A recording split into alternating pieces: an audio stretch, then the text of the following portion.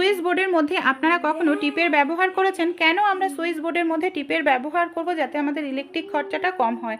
কিংবা আপনারা কখনো এইভাবে সেফটি পিনের মধ্যে টিপ লাগিয়ে দেখেছেন? আপনাদের অনেক উপকার হবে। চলুন আজকের টিপসগুলি আমরা দেখে নিই।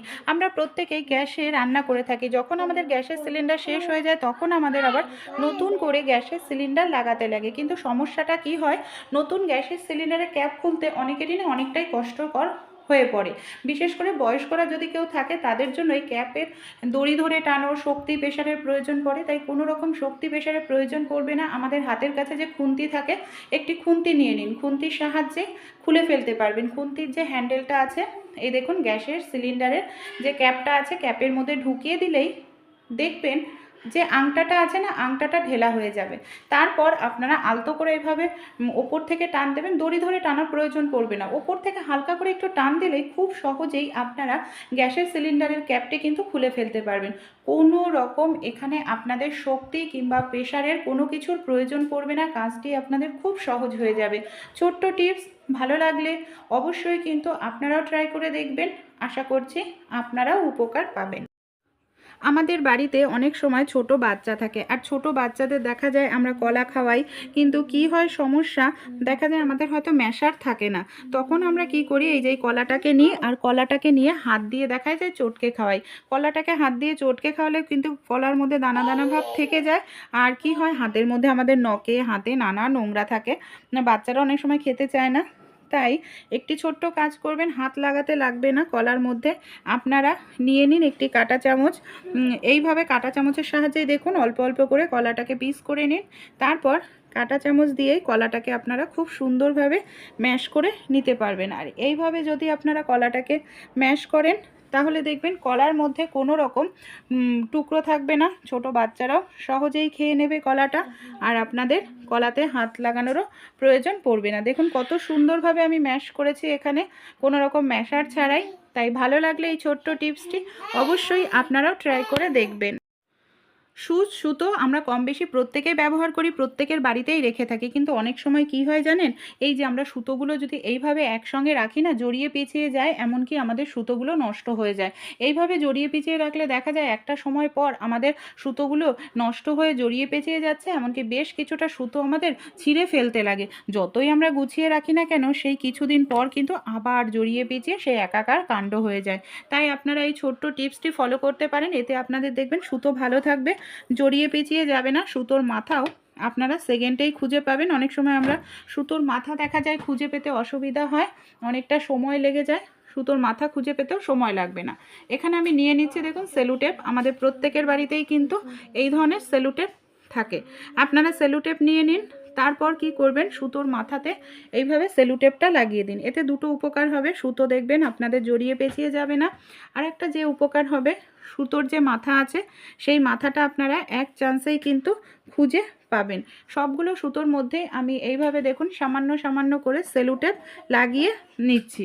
এতে এই দেখুন এক চান্সেই যখন আপনারা সুতোর সেলুটেপটা টানবেন, এতে কিন্তু সব সুতো আটকে আসবে না, শুধু সুতোর মাথাটাই বের হয়ে আসবে। এমনকি সহজেই এটাকে আপনারা খুলে ফেলতে পারবেন। তাই আমি প্রত্যেকটা সুতোর মধ্যে এইভাবেই রাখি। তাই ভাবলাম এই ছোট্ট টিপসটি আপনাদের সঙ্গেও আমি শেয়ার করি। আশা করছি আপনারাও অনেকে কিন্তু উপকার পাবেন।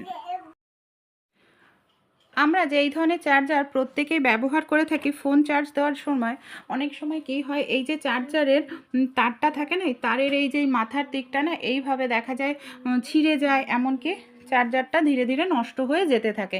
আর এই মাথার অংশটা ছিঁড়লে কিন্তু চার্জারটা বেকার হয়ে যায়, আর কোনো কাজেই আমরা ব্যবহার করতে পারি না। আমাদের বাড়িতে দেখবেন অনেক ধরনের পেন থাকে, পেনের কালি শেষ হয়ে গেলে ফেলে দিই। এই ধরনের কিন্তু যে স্প্রিংগুলো হয় সেটা ফেলে না দিয়ে কাজে লাগাতে পারি। এখানে আমরা যদি এই যে চার্জারের মাথার দিকটা এইভাবে একটা স্প্রিং লাগিয়ে দিতে পারি, তাহলে কিন্তু তারটা যেটা মুড়ে যায়, ভেঙে নষ্ট হয়ে যায়, সেটা কিন্তু আর মুড়বে না। এমনকি তারটা খুব ভালো থাকবে। আর আমাদের কিছুদিন পর পর ফোনের চার্জার আর কিনতে লাগবে না। তাই এই ছোট্ট টিপসটি আপনারাও ফলো করে দেখবেন।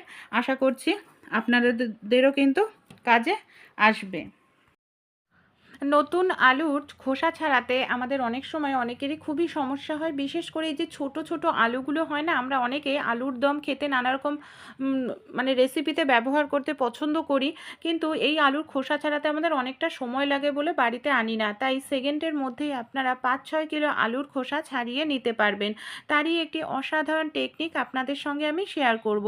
এখানে যে আলুগুলো নিয়েছি দেখুন, একেবারে ছোট ছোট আলু, আলুর দম খাওয়ার যে আলুগুলো হয় ছোট ছোট, সেই আলুই কিন্তু আমি এখানে নিয়ে নিয়েছি। তা কিভাবে আমরা খুব সহজেই এই আলুর খোসাগুলো ছাড়িয়ে নিতে পারবো, চলুন তাহলে দেখে নিই। সবার প্রথমে আমাদের যে কাজটি করতে হবে, আমাদের বাড়িতে যে এই ধরনের ঝুড়িগুলো থাকে, এই ধরনের কোনো একটি ঝুড়ি আপনারা নিয়ে নেবেন। এই ধরনের ঝুড়ি কিন্তু আমাদের লাগবে খোসা ছাড়ানোর জন্য। এর জন্য আমরা সবার প্রথমে কি করব, যাতে আলুর খোসাটা নরম হয়ে যায়, সহজেই উঠে যায়, আলুগুলোর মধ্যে মাটিও রয়েছে, নোংরা রয়েছে, আলুগুলোকে 5 মিনিটের জন্য জলে ভিজিয়ে দিন। বড় পাত্রে সামান্য নুন দিয়ে দিন। নুন দিয়ে ভিজিয়ে রাখলে 5 মিনিট দেখবেন আলুর খোসা নরম হয়ে যায়, এমনকি খুব দ্রুত তাড়াতাড়ি আলুর খোসা উঠে যায়। 5 মিনিট পর আমরা কি করব, আলুগুলোকে খুব ভালো করে এইভাবে ডলে ডলে পরিষ্কার করব, কারণ আলুর মধ্যে প্রচুর পরিমাণে মাটি নোংরা রয়েছে। তাই খুব ভালো করে ডলে ডলে পরিষ্কার করে আলুগুলোকে আমাদের ধুয়ে নিতে হবে। এগুলো ধোয়া হয়ে গেছে, মাটি নোংরা নেই। এবার যে ঝুড়িগুলো আমরা ব্যবহার করব, এখানে ঝুড়ি নিয়েছি। ঝুড়ি ছাড়াও আপনারা নর্মালও পরিষ্কার করতে পারেন, কারণ আলুর খোসাটা না নরম হয়ে যায়। দেখুন আমি এইভাবে ডললেই হয়ে যাবে, বা একটি আলু আপনারা হাতে নিয়েও আমি দেখাচ্ছি যে নুন দিয়ে ভিজিয়ে রাখার কারণে দেখুন আলুর খোসাটা কত নরম হয়ে গেছে। আপনারা ভাবতে পারেন যে এবার এইভাবে ভিজিয়ে রাখলে আলু নষ্ট হয়ে যায়, না, নুন দিয়ে ভিজিয়ে রাখলে তারপর পরিষ্কার করে খোসা আপনারা ধুয়ে রেখে দিন, শুকিয়ে, জল শুকিয়ে, আলু নষ্ট হবে না। আর এই দেখুন কত সহজে হাত দিয়ে এখানে আমাদের খোসা ছাড়ানো হয়ে যাচ্ছে, মানে এতটাই নরম হয়ে গেছে। অনেকটা পরিমাণ খোসা আমরা কিভাবে ছাড়াবো, কারণ একটি একটি ছাড়াতে অনেক সময় লেগে যাবে। এইভাবে ঝুড়ি নিয়ে ঝুড়ির মধ্যে আলুটাকে রেখে আপনারা একটু ডলতে থাকুন। এইভাবে যদি একটু ডলতে থাকেন দেখবেন খুব দ্রুত তাড়াতাড়ি আপনারা আলুর খোসা কিন্তু ছাড়িয়ে নিতে পারবেন। আর এইভাবে যদি আপনারা আলুর খোসা ছাড়ান, সময়ও কম লাগে আর কাজটিও কিন্তু খুব দ্রুত তাড়াতাড়ি হয়ে যায়। দেখুন কত দ্রুত তাড়াতাড়ি এখানে আমি আলুর খোসাটাকে ছাড়িয়ে নিতে পারছি। এইভাবে আমাদের সময়টাও বেঁচে যায়, আর এই যে ছোটো ছোটো আলু আমরা বিরক্ত হয়ে যাই খোসা ছাড়াতে, সেই বিরক্ত ভাবটাও কিন্তু থাকবে না। এইভাবে আমি অনেকটা আলুর খোসা একসঙ্গেই দেখুন ছাড়িয়ে নিলাম। এবার আমি আপনাদের নর্মাল জল দিয়ে ভালো করে ধুয়েও দেখাচ্ছি যে কত সুন্দরভাবে আলুর খোসাটা এখানে ছাড়িয়ে আমার পরিষ্কার করা হয়ে গেছে। আর দেখুন ঝুড়ির নিচে কতটা খোসা রয়েছে। এবার কি করব, 2-3 বার ভালো করে জল দিয়ে ধুয়ে নিতে হবে, যাতে খোসাটা না থাকে। আমি এইভাবে ধুয়ে মানে আলুগুলোকে আর একটি পাত্রের মধ্যে তুলে নিচ্ছি, তাও এখনও খোসা রয়েছে, আরও 2-3 বার ধুলে ভালোভাবে খোসাগুলো চলে যাবে। এইভাবে আপনারা কিন্তু খুব দ্রুত তাড়াতাড়ি ছোট আলুর খোসা ছাড়িয়ে নিতে পারেন। আপনারা অনেকটা পরিমাণ যদি আলু হয়, দেখবেন 1 থেকে 2 মিনিটের মধ্যেই আপনাদের আলুর খোসা ছাড়ানো হয়ে যাবে। এই যে সামান্য অংশ দেখছেন, এটাগুলো আলগা খোসা, এইভাবে একটু ডললেই উঠে যাবে। ভালো লাগলে ট্রাই করে অবশ্যই দেখবেন। আমাদের বাড়িতে যে এই ধরনের কানেরগুলো থাকে, একটা দুটো নয়, এই ধরনের কিন্তু অনেকগুলো কানের থাকে। দেখা যায় আমরা কানেরগুলোকে একসঙ্গে এখানে সেখানে রেখে দিই, একটি হারিয়ে যায় আর একটি খুঁজে পাই না, তখনই কিন্তু আমাদের সমস্যার মধ্যে পড়তে হয়। তাই এই ধরনের কানের কম বেশি আমাদের প্রত্যেকের বাড়িতেই থাকে, তা হারিয়েও যাবে না, আমরা খুব সুন্দর করে গুছিয়ে রাখতে পারবো, কানের নষ্টও হবে না। এর জন্য কি করতে হবে আমাদের, দেখুন এখানে আমি আমাদের বাড়িতে যে পুরনো কন্টেনার থাকে, কন্টেনারের নিয়ে নিতে হবে যে দেখুন ঢাকনা। এখানে কন্টেনারের ঢাকনাটা আমি নিয়ে নিয়েছি, আর কন্টেনারের ঢাকনাটাকে এইভাবে আমি কেটে নিচ্ছি। আপনারা চৌকো গোল আপনাদের পছন্দ মতো কেটে নেবেন। তারপর আমরা কি করব, দেখুন এখানে পিস পিস করে নিলাম। আমাদের যে কানেরগুলো হয় না, কানেরগুলোকে আমরা যদি এর মধ্যে এইভাবে ঢুকিয়ে সুন্দর করে গুছিয়ে রাখি, তাহলে কি হবে, কানেরগুলো আমাদের হারাবে না, এমনকি একটি নির্দিষ্ট জায়গায় থাকবে। আর এইভাবে রাখলে প্রত্যেকটা কানের দুলো কিন্তু খুব সুন্দর থাকবে। দেখুন, আর অনেক সময় এক জায়গায় জড়িয়ে পেঁচিয়ে রাখলে না, কানের যেগুলো স্টোন থাকে সেই স্টোনগুলো খুলে যায়, নষ্ট হয়ে যায় কানের। তাই এই ছোট্ট টিপসটি ফলো করে আপনারা দেখতে পারেন। পুরনো কন্টেনারের ঢাকনাটাও কাজে লেগে গেল, আর আমাদের কানের দুলটাও কিন্তু ভালো রইল। ছোট্ট টিপস, এখানে এই ধরনের একটি কন্টেনারের বাটির মধ্যে কানেরগুলোকে আপনারা ভরে রাখলে ধুলো ময়লা পড়বে না, একসঙ্গে সব। আমরা যে এই ধরনের ব্লাউজগুলো ব্যবহার করি শাড়ির সঙ্গে পরার সময়, আমরা অবশ্যই কিন্তু পিন আপ করে থাকি। শুধু যে আমরা ব্লাউজেই সেফটি পিনের ব্যবহার করি তা নয়, চুড়িদারে ব্যবহার করি। অনেক সময় কি হয়, সেফটি পিন ব্যবহার করতে গেলে না এইভাবে আটকে যায়, আর সেফটি পিনটা আটকে গেলে তখনই দেখা যায় যে টানাটানি করতে গেলে আমাদের ছিঁড়ে যাওয়ার সম্ভাবনা থাকে, শাড়ি, ব্লাউজ কিংবা চুড়িদার। তাই আমাদের প্রত্যেকের বাড়িতেই টিপ থাকে। আপনারা কি করবেন, এইভাবে একটি টিপ নিয়ে নিন, আর সেফটি পিনের যে অংশটার মধ্যে আমরা পিন আপ করি সেই জায়গাটায় এইভাবে আপনারা টিপটাকে ঢুকিয়ে খুব ভালো করে আপনারা লাগিয়ে নিন। আর এইভাবে যদি টিপটা আপনারা লাগিয়ে নিতে পারেন একটি টিপ, তাহলে দেখবেন যখনই আপনারা পিন আপ করবেন কোনো রকম অসুবিধা হবে না। আর সেফটি পিনের এই যে টিপটা ভেতরের দিকে থাকবে, আর কোনোভাবেই পিন আপ করতে গেলে আপনাদের কাপড় কিন্তু সেফটি পিনের মধ্যে ঢুকবে না, এমনকি কাপড় ঢুকে যে ছিঁড়ে যায় সেইটাও ছিঁড়বে না। এইভাবেও কিন্তু আপনারা সেফটি পিনে টিপের ব্যবহার করে দেখবেন। আমরা যখন বাজার থেকে চাল বা ডাল কিনি এই ধরনের বস্তাগুলো কিন্তু পেয়ে যাই। তাই এই ধরনের বস্তাগুলো ফেলে না দিয়েই আমরা মার্কেটে যে কিনতে পাওয়া যায়, অনেকটা দাম দিয়ে আমাদের কিনতে লাগে, সেই জিনিসগুলো তৈরি করে নিতে পারি। আর এই ধরনের বস্তাগুলো খুব মজবুত হয়, সহজে নষ্টও হবে না, আর একবার তৈরি করলে অনেক দিন কিন্তু আমরা ব্যবহার করতে পারবো। চলুন কি জিনিস তৈরি করি আমি দেখাবো। এখানে সবার প্রথমে বস্তাটাকে আমি এইভাবে চৌকো করে কেটে নিলাম। তারপর বস্তাটার এক পাশের অংশ এইভাবে ভাঁজ করে নিয়ে ওপরের দিকের অংশটাকে এইভাবে আমাদের রাউন্ড করে কেটে নিতে লাগবে। এই দেখুন, এইভাবে আমি রাউন্ড করে কেটে নিচ্ছি। এবার আমরা কি করব, এই বস্তাটা রেডি হয়ে গেছে, সাইডে রেখে দিচ্ছি। এখানে আমি কিছুটা পরিমাণ কাপড় টুকরো করে কেটে নিয়েছি। আর এইভাবেই কিন্তু আমাদের কাপড়গুলোকে টুকরো করে কেটে নিতে হবে। তারপর সুচ সুতো দিয়ে 3টে কাপড়ের টুকরো আমি মাথার দিকটায় এইভাবে সেলাই করে নিচ্ছি। তারপর সেলাই করার পর কি করব, আমরা ভারী কিছু দিয়ে এইভাবে আটকে নেব, আর আমাদের বিনুনি মতো তৈরি করে নিতে হবে। এই দেখুন, ঠিক এইভাবে আমি এটাকে বিনুনি মতো তৈরি করে নিচ্ছি। আর যে বিনুনিটা আমরা তৈরি করব, সেই বিনুনিটাকে অতিরিক্ত ঢেলা কিংবা অতিরিক্ত টাইট কিন্তু তৈরি করা যাবে না। এইভাবে মিডিয়াম করে বিনুনিটা আমাদের করতে হবে। এখানে আমি বিনুনিটা অনেকটা বড় করে করেছি, আর এইভাবে আমি 2-3টে বিনুনি তৈরি করে নেব। ব্লু কালারের এখানে আমি তৈরি করে নিয়েছি 2টো বিনুনি, আর এটাকে সাইডে রেখে দিচ্ছি। হলুদ যে কাপড়টা নিয়েছিলাম, হলুদ কাপড়টাকে দিয়েও আবারও সবার প্রথমে মাথাতে আমরা সেলাই করে নেব। তাহলে কিন্তু মাথাতে সেলাই করে নিলে দেখবেন কখনোই খুলবে না। আর সেলাই করার পর যদি বিনুনি করা যায় তাহলে সেটা ভালো হবে, মজবুত হবে। আর এই দেখুন, খুব ঢেলাও না খুব টাইটও না, এইভাবে সবগুলো বিনুনি রেডি করে নিলাম। এবার কি করব, আমাদের যে বস্তাটা রয়েছে তার উপর আমরা এইভাবে বিনুনিগুলোকে রেখে সেলাই করে নিতে হবে। এখানে সবার প্রথমে আমি ব্লু কালারের বিনুনিটাকে রেখে সুচ সুতো নিয়েছি, আর সুচ সুতোর সাহায্যে এইভাবে সেলাই করে নিচ্ছি। আপনারা চাইলে মেশিন যদি থাকে হাতের কাছে মেশিন নিয়ে নেবেন। তা আমার কাছে হাতের কাছে মেশিন ছিল না, তাই এখানে আমি মেশিন নিয়ে নিই। সুচ সুতোর সাহায্যে ধীরে ধীরে এটাকে আমি সেলাই করে নিচ্ছি। যখন একটা লাইন সেলাই হয়ে যাবে, কাটিং করার প্রয়োজন নেই। ওই বিনুনিটাকে আবার আমরা ঘুরিয়ে নেব, আর ঘুরিয়ে নিয়ে এইভাবেই আমাদের আবার সেলাই করে নিতে হবে।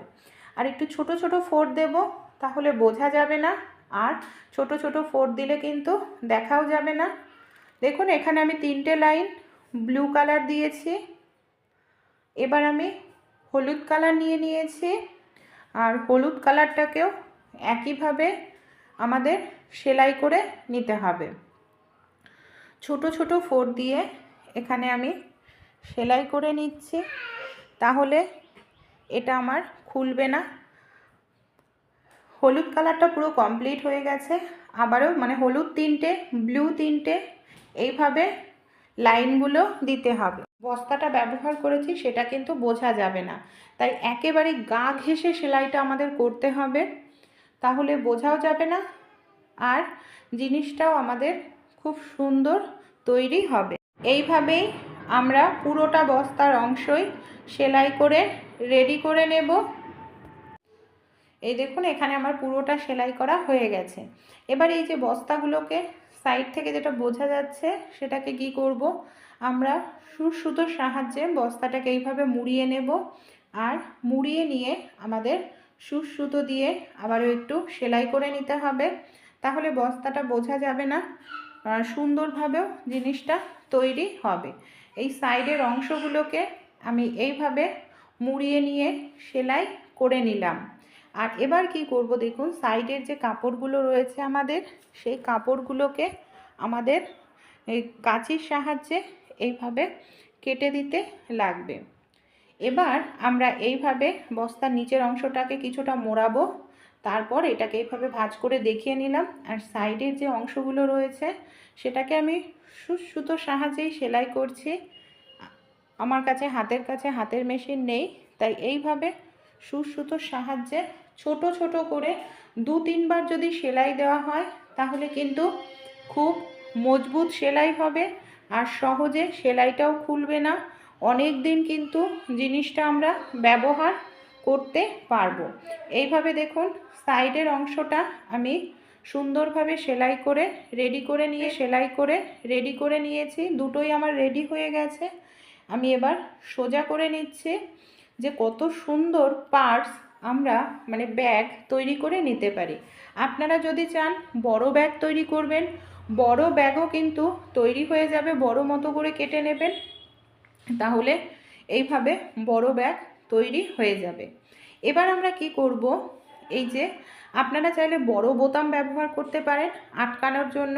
আমি এখানে ছোট যে টিপ বোতাম হয়, চুড়িদারে ব্লাউজে ব্যবহার করা হয়, সেই টিপ বোতাম নিয়ে নিচ্ছি। টিপ বোতাম আমি এইভাবে আটকানোর জন্য ব্যবহার করছি। আর যদি বড় বোতাম নেন তাহলে ছোট্ট করে একটুখানি কাটিং করবেন, তারপর সেলাই করে দিলেই বড় বোতামও লাগানো যাবে। আর এই টিপ বোতাম লাগালেও কিন্তু সুবিধা হবে। এর মধ্যে দেখুন আমরা আমাদের ফোন, টাকা পয়সা যে কোনো জিনিস রাখতে পারি। আপনারা চাইলে ড্রেসের সঙ্গে ম্যাচিং করেও এই ধরনের ব্যাগগুলো তৈরি করে নিতে পারেন, দেখতেও ভালো লাগে, ব্যবহার করতেও সুবিধা। তাই আইডিয়াটি যদি ভালো লেগে থাকে অবশ্যই আপনারাও কিন্তু ট্রাই করে দেখবেন।